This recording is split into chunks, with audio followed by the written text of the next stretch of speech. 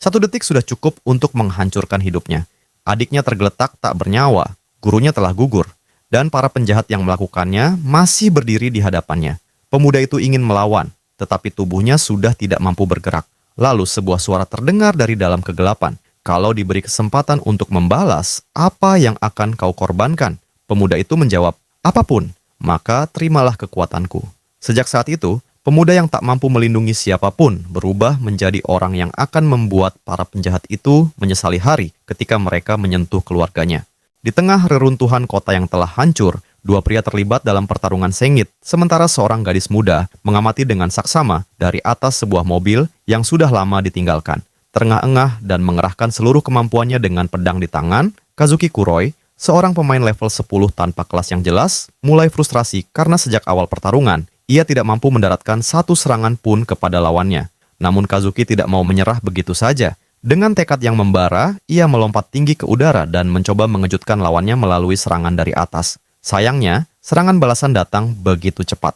Tatsuya Morishige, seorang prajurit berat level 30, dengan mudah menahan serangan tersebut sambil memperingatkan Kazuki bahwa gerakannya masih terlalu lambat dan ia terlalu sering memberikan celah berbahaya kepada lawan. Benturan keras dari pertahanan Tatsuya membuat tubuh Kazuki terpental jauh hingga pedangnya terlepas dari tangannya di udara. Tatsuya hanya tertawa melihat keadaan itu, lalu menyandarkan pedangnya di bahu sambil mengejek Kazuki dan mengatakan bahwa pemuda itu masih belum memiliki peluang untuk mengalahkannya. Kazuki yang sudah terjatuh ke tanah dan benar-benar kehabisan tenaga hanya bisa mengeluhkan bahwa dirinya kembali gagal dalam pertandingan latihan. Tanpa membuang waktu, Tatsuya tersenyum dan mengumumkan bahwa karena Kazuki kembali kalah, hari itu dia harus bertanggung jawab menjalankan tugas mencari persediaan lagi.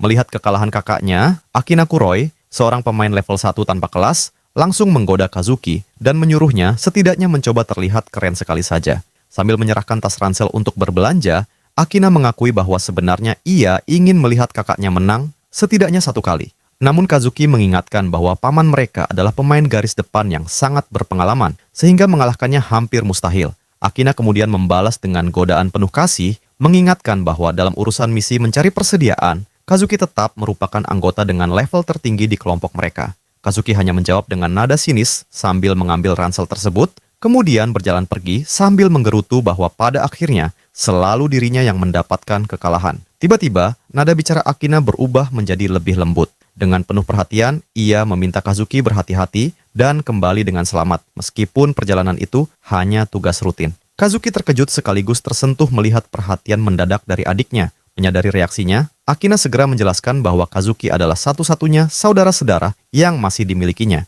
Jadi wajar jika ia merasa khawatir. Gadis itu lalu memberikan senyum kecil yang manis untuk mencairkan suasana, tetapi tidak lama kemudian niat tersembunyinya terbongkar ketika ia meminta Kazuki membawa pulang oleh-oleh sebagai hadiah untuk seorang adik yang begitu perhatian kepadanya. Kazuki langsung merasa kesal dengan keberanian Akina dan mengeluhkan bahwa gadis itu terlalu menganggap ringan segala sesuatu. Beberapa saat kemudian, Kazuki tiba di kawasan camp dan pasar persediaan yang ramai. Ia berjalan melewati deretan kios dan toko sambil mengamati para penyintas serta pedagang yang memenuhi tempat tersebut. Di tengah perjalanan, Kazuki tidak dapat menahan diri untuk mengingat kembali peristiwa besar yang telah mengubah seluruh hidupnya 8 tahun sebelumnya. Saat itu, koordinat 23 distrik Tokyo bertumpang tindih dengan dimensi dunia lain yang dikenal sebagai Hellverse. Penggabungan dahsyat antara dua realitas tersebut menciptakan sebuah wilayah dimensional berbahaya yang kemudian dikenal sebagai Tokyo Demon. Setelah celah antar dimensi itu terbuka, makhluk-makhluk raksasa yang mengerikan mulai memasuki dunia manusia dan menyebarkan kehancuran ke segala penjuru. Para monster mengamuk tanpa kendali, membuat seluruh kota berubah menjadi kekacauan. Dilanda kepanikan luar biasa, masyarakat sipil berusaha melarikan diri demi menyelamatkan diri masing-masing. Semua makhluk raksasa menghancurkan apapun yang berada di jalur mereka dan tidak menyisakan sedikit pun kesempatan bagi manusia untuk bertahan. Sayangnya, orang tua Kazuki tidak seberuntung itu dan akhirnya tidak berhasil melewati tragedi tersebut. Bersembunyi di antara reruntuhan sambil memeluk adik perempuannya yang terus menangis, Kazuki hanya mampu berdoa agar setidaknya Akina dapat diselamatkan. Namun, sesosok monster mengerikan menemukan persembunyian mereka dan bersiap menyerang saat itu juga. Kazuki mengira bahwa mereka berdua akan mengalami nasib yang sama seperti kedua orang tua mereka pada hari tersebut. Akan tetapi, sebelum makhluk itu sempat melancarkan serangan, sebuah tebasan tepat tiba-tiba melesat dari kejauhan dan menghentikan ancaman tersebut. Sosok yang muncul untuk menyelamatkan mereka ternyata adalah Tatsuya, Setelah menghadapi monster itu dengan pedangnya, ia langsung memastikan apakah kedua anak tersebut masih baik-baik saja. Kazuki dan Akina hanya mampu terdiam dengan mata berkaca-kaca ketika menyadari bahwa mereka telah diselamatkan dari bahaya yang hampir tidak terhindarkan. Kazuki kemudian menjelaskan bahwa bencana raksasa tersebut tidak hanya membawa monster berbahaya ke dunia manusia, tetapi juga melahirkan keberadaan yang disebut sebagai pemain, yaitu manusia yang memiliki kemampuan untuk menghadapi ancaman tersebut. Pemain adalah orang-orang yang mampu memunculkan kekuatan luar biasa di dalam wilayah Tokyo Demon World. Mereka memiliki sebuah sistem yang mencatat status, termasuk tingkatan level dan kelas tempur yang jelas. Selain itu, banyak di antara mereka mampu menggunakan mantra serta kemampuan khusus, membuat keberadaan mereka seolah-olah mengikuti aturan sebuah permainan.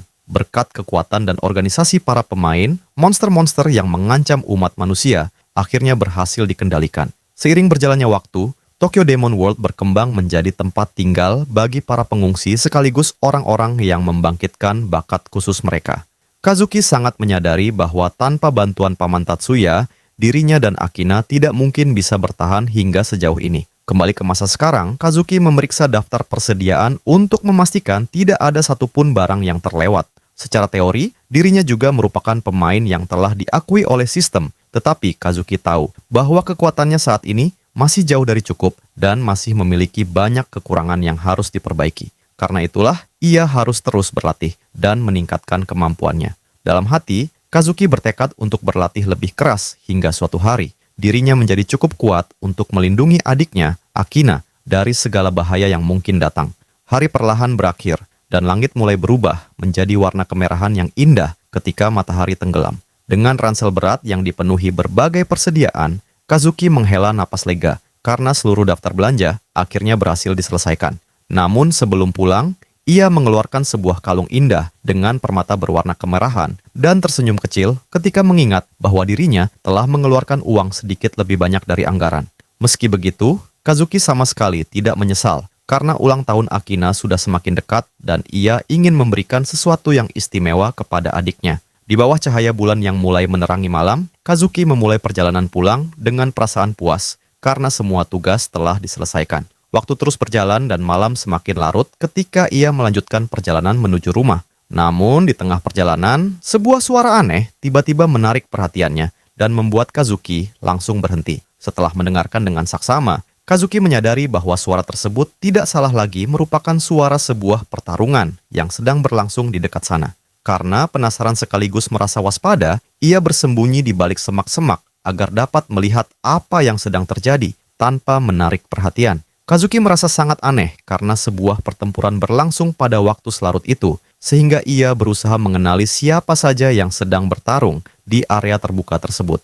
Betapa terkejutnya dirinya ketika melihat Paman Tatsuya berada di tengah-tengah beberapa pria bersenjata yang terus mengejek sekaligus menyerangnya secara bersama-sama. Salah seorang lawan, pria berambut putih yang mengenakan sarung tangan tempur, tiba-tiba berhasil melancarkan pukulan langsung kepada Tatsuya. Melihat pamannya terkena serangan tersebut, Kazuki seketika dilanda kepanikan. Sang pemimpin kelompok penjahat meremehkan keadaan dengan mengatakan bahwa mantan pemain peringkat tinggi ternyata tidak sehebat yang dibayangkan. Meski tubuhnya sudah terluka dan kondisinya semakin melemah, Tatsuya tetap berdiri kokoh sambil menggenggam pedangnya erat. Dengan tenang, ia menjelaskan bahwa dirinya telah pensiun dari dunia pertempuran dan sosok pemain yang dahulu dikenal itu sudah tidak ada lagi. Mendengar pengakuan tersebut, Kazuki terkejut, bukan main setelah mengetahui bahwa pamannya ternyata pernah menjadi pemburu peringkat legendaris. Pemimpin musuh tertawa sambil memuji ketangguhan Tatsuya yang masih mampu bertahan setelah menerima begitu banyak serangan dari seluruh anggota kelompok mereka. Namun, menghadapi banyak lawan, sekaligus perlahan menguras tenaga Tatsuya secara drastis. Dari tempatnya menyaksikan pertempuran, Kazuki menyadari bahwa pamannya berada dalam bahaya besar, tetapi ia merasa tidak berdaya untuk melakukan apapun. Seluruh tubuhnya gemetar karena ia tahu, dengan tingkat kekuatannya yang masih rendah, mustahil baginya ikut campur dalam pertempuran sengit tersebut. Saat berusaha memikirkan jalan keluar, tiba-tiba terdengar suara semak-semak bergerak tepat di sampingnya. Mengira ancaman telah datang, Kazuki segera berbalik dan bersiap menghadapi apapun yang muncul. Namun, ia justru terkejut ketika menemukan Akina, adik perempuannya, bersembunyi di sana dalam keadaan ketakutan. Kazuki langsung memeluknya dan dengan lega memastikan apakah Akina baik-baik saja. Dengan nada sedih, gadis itu menjelaskan bahwa ketika para penyusup datang, pamannya telah menyuruhnya bersembunyi, sehingga ia sama sekali tidak mengetahui apa yang sedang terjadi. Akina hanya tahu bahwa pertarungan dimulai tidak lama setelah itu dan tidak ada kesempatan untuk melakukan hal lain. Sementara itu, di dekat mereka, Tatsuya masih berusaha sekuat tenaga menahan seluruh kelompok penjahat seorang diri. Kazuki kemudian bertanya siapa sebenarnya orang-orang tersebut, tetapi Akina mengaku tidak mengetahuinya. Ia hanya sempat mendengar para penyusup itu menuntut agar paman mereka bergabung dengan kelompok tersebut. Pemimpin kelompok itu dengan rakus menyatakan bahwa dirinya berniat mengambil alih kekuasaan atas seluruh wilayah tersebut. Ia juga mengungkapkan rencananya untuk memanfaatkan Tatsuya sebagai perisai bagi Great Shu, tetapi sang pejuang kembali menegaskan bahwa dirinya telah menolak tawaran tersebut. Mendengar penolakan yang begitu tegas, sang bos mengejek dan mencemooh keras kepala Tatsuya. Dalam keadaan terluka parah, Tatsuya tetap menyuruh para penyusup itu menyerah dan pulang, karena masih ada urusan yang jauh lebih penting untuk ia selesaikan. Sikap meremehkan tersebut membuat sang pemimpin kehilangan kendali. Dalam kemarahannya, ia melancarkan serangan yang sangat dahsyat ke arah Tatsuya. Senjata besar itu kemudian retak menjadi dua bagian. Hantaman tersebut menciptakan gelombang kejut luar biasa besar hingga tempat di sekitar mereka hancur berantakan. Sebagian senjata itu kemudian melesat ke arah tempat persembunyian kedua saudara tersebut. Akina membeku karena ketakutan ketika melihat serpihan pedang dengan cepat bergerak lurus menuju dirinya. Tanpa berpikir panjang, Kazuki langsung menerjang dan melindungi adiknya dengan tubuhnya sendiri, menyelamatkannya tepat pada saat terakhir. Tatsuya yang menyadari kejadian tersebut langsung panik setelah mengetahui bahwa Akina dan Kazuki ternyata berada tidak jauh dari lokasi pertempuran. Suara pergerakan itu juga segera membuat pemimpin kelompok menjadi curiga hingga ia mengalihkan pandangannya ke arah semak-semak. Kazuki langsung menyadari bahwa keberadaan mereka telah diketahui dan tidak mungkin lagi bersembunyi. Sang bos kemudian memerintahkan salah satu anak buahnya yang mengenakan topeng untuk mendatangi tempat tersebut dan menyeret mereka keluar. Ketika sosok bertopeng itu semakin mendekat, Kazuki dilanda keputusasaan karena tidak tahu apa yang harus dilakukan. Namun, tepat ketika anak buah tersebut tiba, Kazuki mengambil keputusan berani. Ia keluar dari persembunyian dengan kedua tangan terangkat, memohon agar para penjahat membiarkan mereka tetap selamat. Sebenarnya, Kazuki sengaja menyerahkan dirinya karena berharap seluruh perhatian musuh akan tertuju kepadanya, sehingga Akina memiliki kesempatan untuk melarikan diri. Melihat hal itu, Tatsuya segera berusaha maju untuk menyelamatkan keponakannya sambil memerintahkannya agar segera pergi.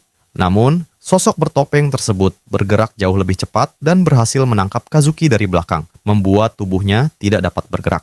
Dalam keadaan panik karena keselamatan keponakannya berada di ujung tanduk, Tatsuya berteriak dengan penuh amarah dan menuntut agar mereka melepaskan Kazuki. Ia menegaskan bahwa satu-satunya target mereka seharusnya adalah dirinya. Suasana menjadi semakin tegang ketika Kazuki dijadikan sandera dan para penjahat mengepung seluruh area. Sang pemimpin tertawa mengejek reaksi Tatsuya, merasa heran sekaligus geli karena seorang pria seperti Tatsuya rela mempertaruhkan keselamatannya demi seorang bocah yang dianggap tidak berarti. Kemudian sang bos mengajukan sebuah permainan kejam. Ia mengaku kesal karena sampai saat itu belum berhasil memberikan satu serangan langsung yang benar-benar mengenai Tatsuya. Ia lalu memberikan syarat bahwa jika Tatsuya bersedia menerima satu pukulan penuh dengan kekuatan maksimal tanpa berusaha menghindar, Kazuki akan dilepaskan dan dibiarkan pergi dengan selamat. Tatsuya terdiam, memahami betapa berbahayanya tawaran tersebut. Namun, demi menyelamatkan keponakannya, dan karena tidak memiliki pilihan lain, sang pejuang akhirnya menerima tantangan itu. Tatsuya memastikan sekali lagi apakah Kazuki benar-benar akan dibebaskan setelah ia menerima serangan tersebut, tetapi sang penjahat hanya menyuruhnya berhenti mengkhawatirkan orang lain dan memikirkan dirinya sendiri. Sang kepala kelompok kemudian mengumpulkan energi merah dalam jumlah yang mengerikan di kepalan tangannya, mempersiapkan sebuah serangan dahsyat. Melihat energi luar biasa yang terus terkumpul di tangan musuh, Kazuki langsung menyadari dengan panik bahwa serangan tersebut berada jauh di atas tingkat kekuatan apapun yang pernah ia saksikan sebelumnya.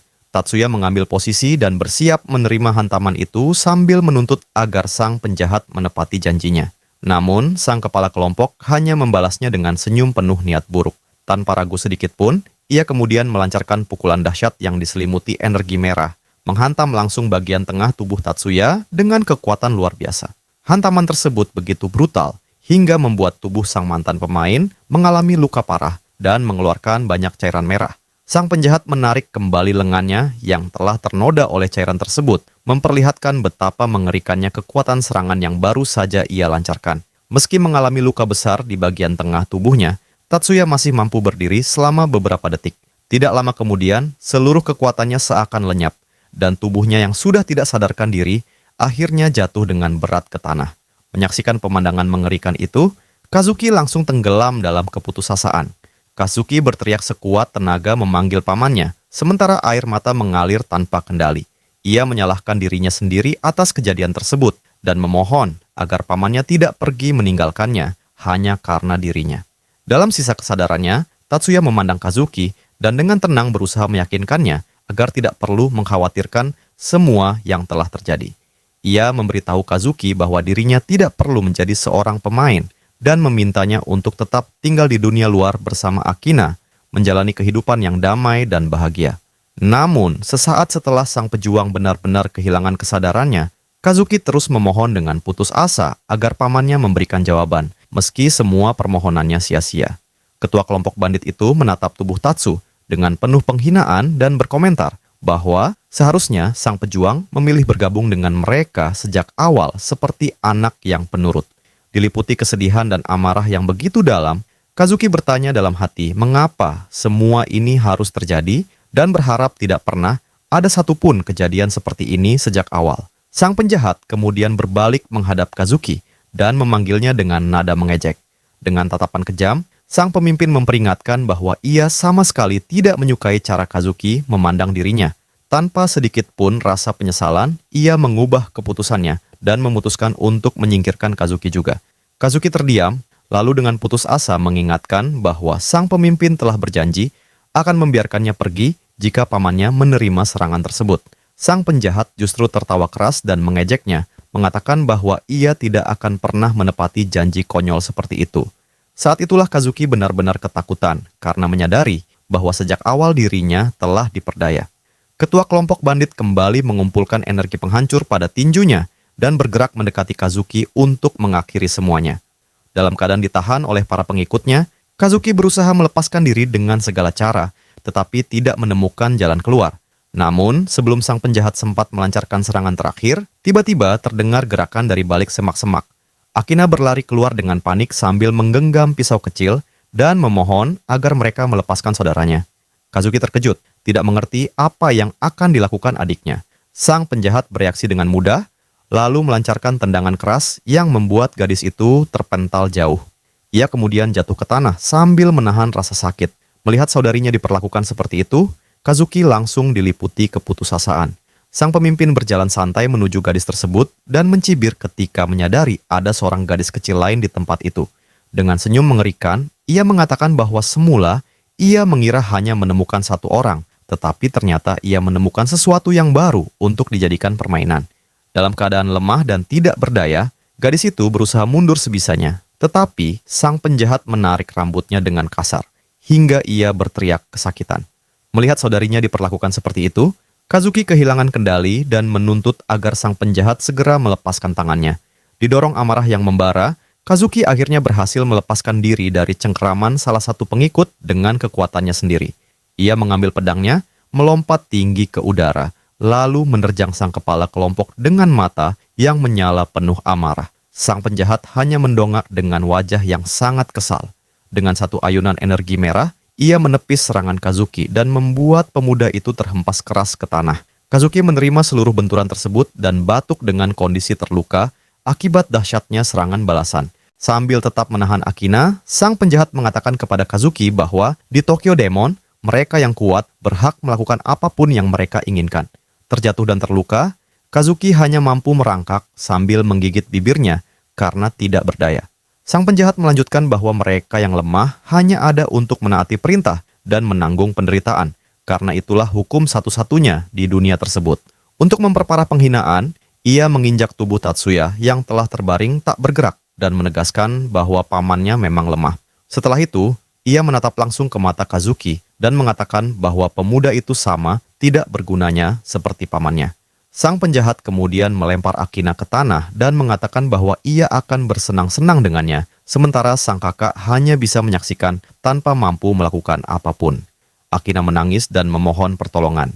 Ketika sang penjahat mendekat dengan sikap mengancam, ia justru mengejek ketakutan gadis itu dan menyuruhnya berhenti bersikap seperti itu. Ia mencengkeram Akina dengan erat dan memperingatkan bahwa selama gadis itu bersikap patuh, ia tidak akan mengakhiri hidupnya. Kazuki berusaha melepaskan diri, tetapi kembali ditahan di tanah oleh para pengikut sang penjahat.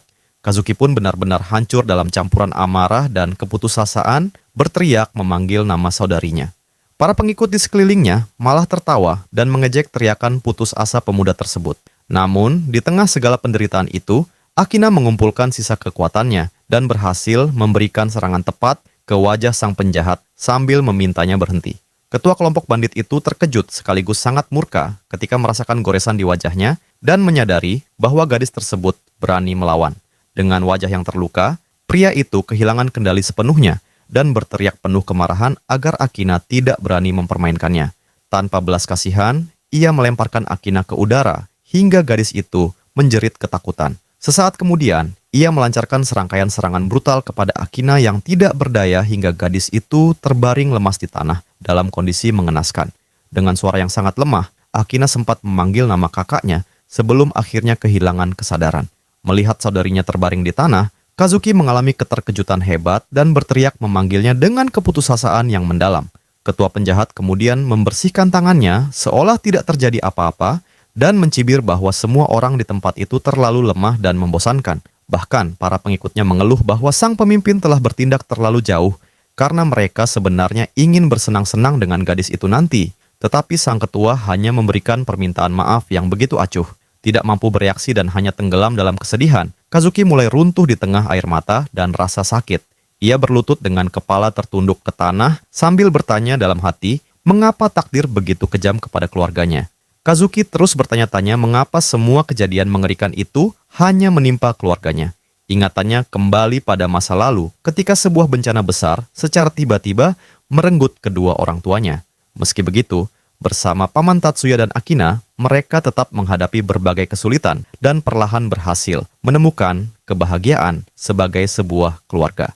Namun sekarang, di depan matanya sendiri, pamannya telah direnggut secara sia-sia. Dan yang lebih menyakitkan lagi, para penjahat itu juga telah merenggut Akina, adik kecil yang sangat ia sayangi. Semua penderitaan tersebut terjadi hanya karena para bandit merasa lebih tinggi daripada orang lain berkat kekuatan yang mereka miliki.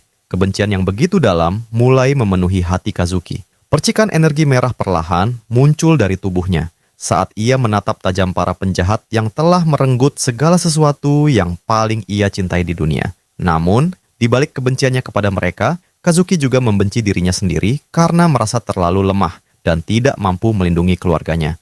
Amarah yang tidak lagi dapat dikendalikan akhirnya menguasai seluruh dirinya hingga aura merah yang mengerikan meledak dan menyelimuti tubuhnya.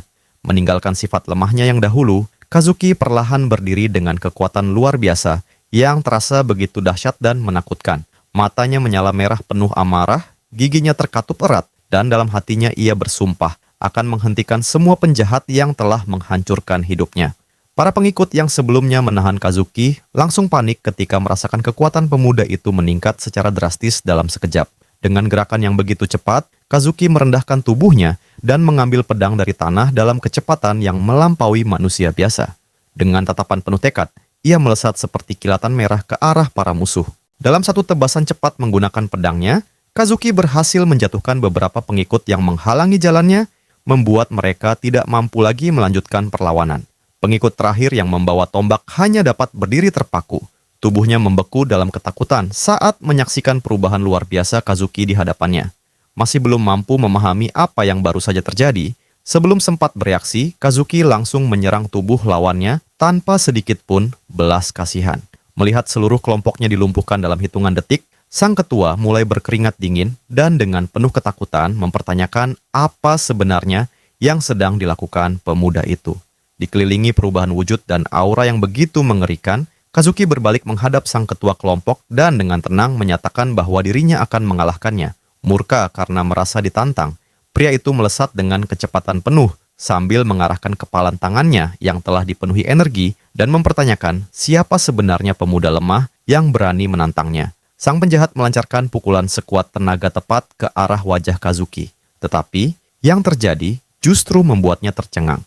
Kazuki menangkap pukulan dahsyat tersebut hanya dengan satu tangan, seolah serangan itu sama sekali tidak berarti. Pria itu langsung diliputi keputusasaan ketika menyadari bahwa lengannya telah sepenuhnya terperangkap dalam cengkraman tangan Kazuki yang begitu kuat. Memanfaatkan celah tersebut, Kazuki mengayunkan bilah milik sang penjahat tepat ke bagian lengannya, membuat pria itu meraung kesakitan. Sementara tatapan Kazuki tetap dingin dan sama sekali tidak menunjukkan belas kasihan. Dalam kondisi terjatuh dan menahan penderitaan, ketua kelompok itu tergagap sambil terengah-engah, diliputi ketakutan ketika berhadapan dengan sosok yang terasa seperti monster. Dengan satu serangan terakhir yang sangat keras, Kazuki mengakhiri perlawanan sang penjahat untuk selamanya. Keheningan kemudian menguasai seluruh area, sementara Kazuki tetap berdiri seorang diri di tengah kekacauan di bawah cahaya bulan. Perlahan, amarah yang membara sebelumnya menguasai dirinya, mulai mereda, dan kesadarannya kembali sepenuhnya. Kazuki kemudian tersadar dengan perasaan ngeri ketika melihat kehancuran yang telah terjadi di sekelilingnya. Seketika ia teringat kepada saudara perempuannya dan berlari dengan penuh kepanikan menuju Akina. Namun, tepat ketika ia mendekat, sebuah jendela bercahaya penuh warna tiba-tiba muncul di hadapan wajahnya. Pesan dari sistem menyatakan bahwa seluruh persyaratan telah terpenuhi dan Kazuki Kuroi baru saja memperoleh kelas rahasia Villain Slayer. Tiba-tiba, realitas di sekitarnya mulai mengalami gangguan seperti kesalahan pada sebuah komputer. Lalu dari sebuah celah misterius muncul sosok berwarna putih sepenuhnya. Kazuki mundur beberapa langkah dengan kebingungan, mempertanyakan siapa sosok itu dan dari mana ia datang. Entitas tersebut kemudian memunculkan konfeti dengan gaya meriah dan dengan penuh kegembiraan, menyatakan bahwa Kazuki adalah orang yang telah dipilih. Kazuki sama sekali tidak memahami situasi aneh tersebut. Dengan nada kesal dan penuh kecurigaan, pemuda itu mempertanyakan apakah makhluk aneh tersebut benar-benar bisa berbicara. Sosok itu langsung mengeluh karena dipanggil makhluk aneh, menganggap sebutan tersebut tidak sopan, lalu memperkenalkan dirinya sebagai Peaceman dan mengaku sebagai dewa dari dunia tersebut.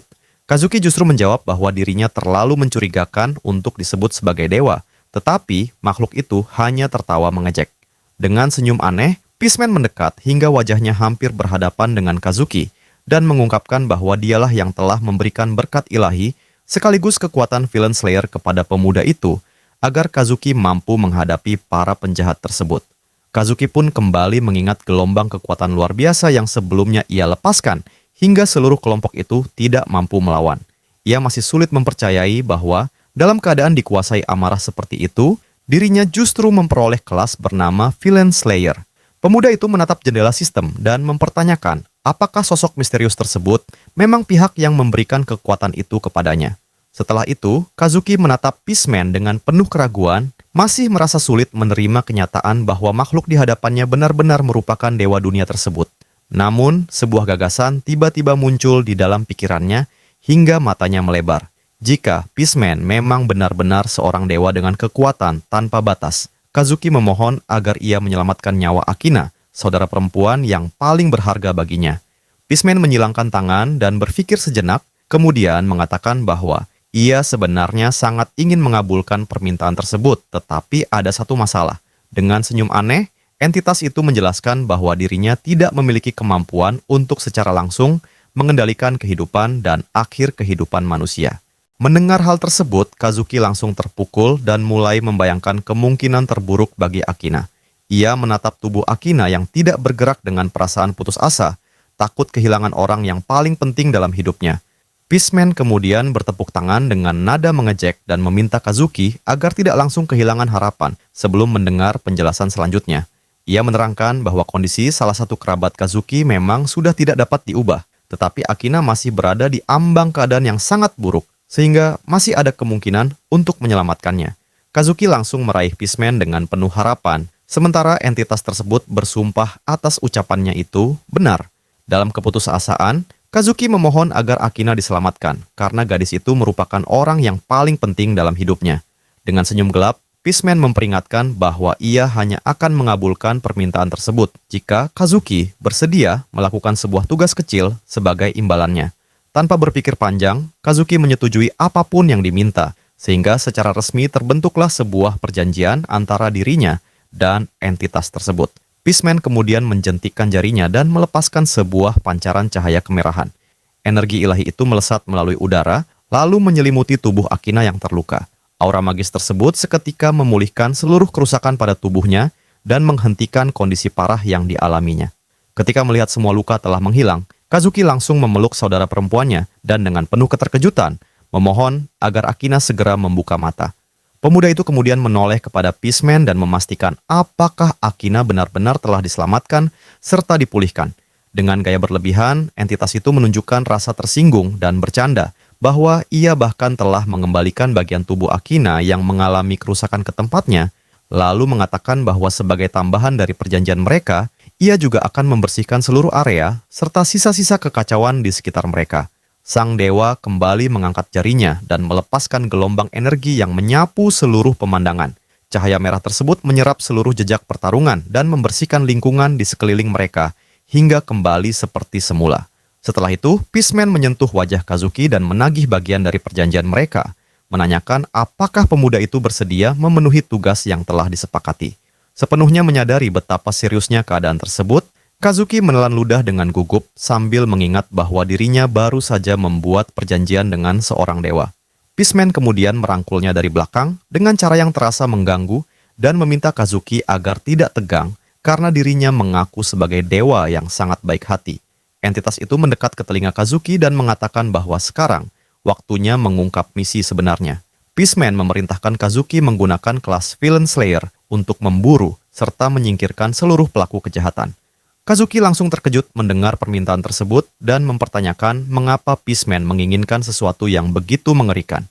Entitas itu kemudian menjelaskan bahwa dirinya yang menciptakan dunia tersebut, tetapi setelah beberapa waktu ia meninggalkan dunia itu, dan kini tempat tersebut telah dipenuhi manusia-manusia yang dianggapnya sebagai gangguan dan sumber kekacauan. Karena dirinya tidak dapat secara langsung campur tangan dalam kehidupan manusia, ia membutuhkan seorang perantara di dunia fana. Oleh sebab itu, Peaceman menunjuk Kazuki sebagai agen sang dewa dan memerintahkannya untuk membersihkan seluruh kekacauan yang ada di Tokyo Demon World. Kazuki langsung memprotes dan mempertanyakan apakah Peaceman ingin mengubah dirinya menjadi pemburu manusia, tetapi sang dewa hanya menuntut agar Kazuki terus menyingkirkan para target seperti yang telah dilakukannya sebelumnya. Peaceman dengan santai menjelaskan bahwa memang itulah satu-satunya tujuan dari kelas Villain Slayer.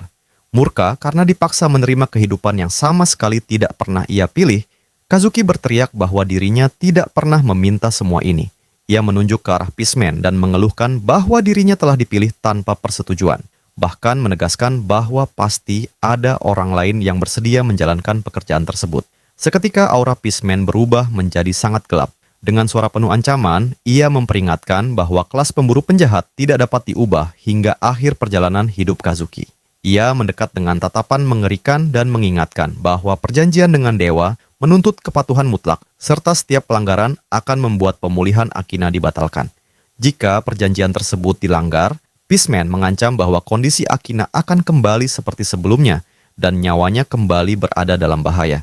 Kazuki pun diliputi ketakutan ketika menyadari bahwa Peaceman menggunakan keselamatan saudara perempuannya sebagai jaminan. Ketika entitas itu menanyakan keputusan Kazuki, Peaceman memegang wajah pemuda tersebut dengan senyum sinis dan mengingatkan bahwa Akina adalah satu-satunya saudara perempuan yang paling ia sayangi, sehingga tidak mungkin baginya untuk menolak. Dengan wajah yang penuh tekanan, Kazuki menyadari bahwa kehidupan Akina kini sepenuhnya bergantung pada keputusan yang akan ia ambil. Tidak memiliki jalan keluar lain, Kazuki mengepalkan tangannya sekuat tenaga. Sementara aura kemarahan dan tekad kembali membara di dalam tubuhnya. Kedua matanya mulai dipenuhi cahaya merah, dan Kazuki akhirnya menerima beban gelap yang telah dipaksakan kepadanya. Ia bersumpah akan melakukan apapun yang diperlukan demi menjaga Akina tetap hidup dan terlindungi. Melihat keteguhan pemuda tersebut, Peaceman pun merayakan dengan penuh kegembiraan karena perjanjian antara dirinya dan pemburu penjahat yang baru telah resmi disahkan.